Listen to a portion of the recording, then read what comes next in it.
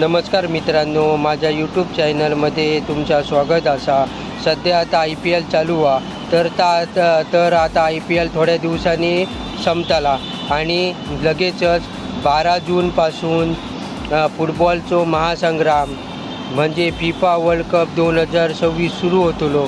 तर तुम्ही तर नक्की आवर्जून बघा.